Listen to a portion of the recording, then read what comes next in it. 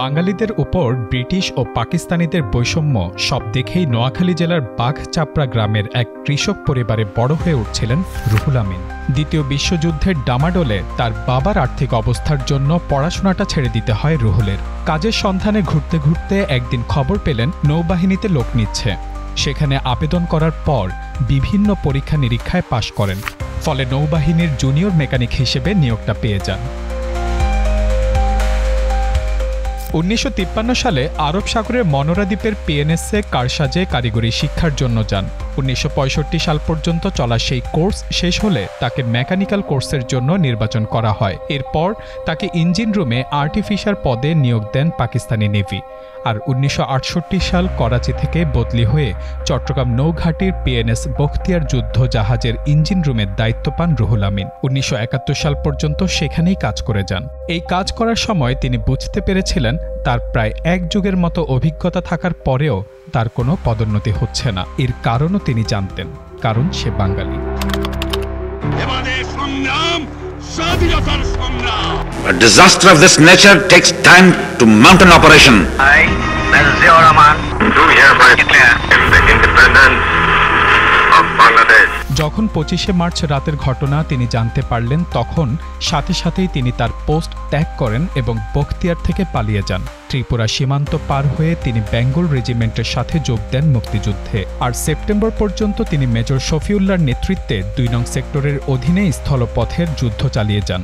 Operation জ্যাকপটের সফলতার পর বাংলাদেশের অস্থায়ী সরকারের মুক্তিযোদ্ধাদের মধ্য থেকে সাবেক নৌবাহিনীর সদস্যদের আগরতলায় জরুরিভাবে উপস্থিত হবার কথা জানান। সেখানে 2 নং সেক্টর থেকে আসা মুক্তিযোদ্ধাদের মধ্যে রুহুল আমিনও ছিলেন। সেখান থেকেই তারা জানতে পারেন ভারত সরকার উপহার হিসেবে বাংলাদেশকে 2টি টাগবোট দিচ্ছেন। কলকাতার গার্ডেন রিচ ওয়ার্কশপে এই টাগবোট দুটিকে গানবোটে রূপান্তরিত করা হয়।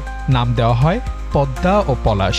টাগবোট দুটির মধ্যে 2টি বাফার গান এবং ব্রিটিশ ধরনের 500 পাউন্ডের 4টি মার্ক মাইন লাগানো হয়। গানবোট পলাশের ইঞ্জিন রুম আর্টিফিশার হিসেবে দায়িত্ব দেওয়া হয় মোহাম্মদ রুহুল আমিনকে। 6 ডিসেম্বর যশোর সেনানিবাস মুক্তিবাহিনীর দখলে আসে, কিন্তু মংলা বন্দর তখনও পাকিস্তান নৌবাহিনীর দখলে। আমাদের নৌবাহিনী সিদ্ধান্ত নেয় মরণ আঘাত হানার। পরিকল্পনা চলতে থাকে নৌঘাটি পিএনএস তিতুমির দখলের।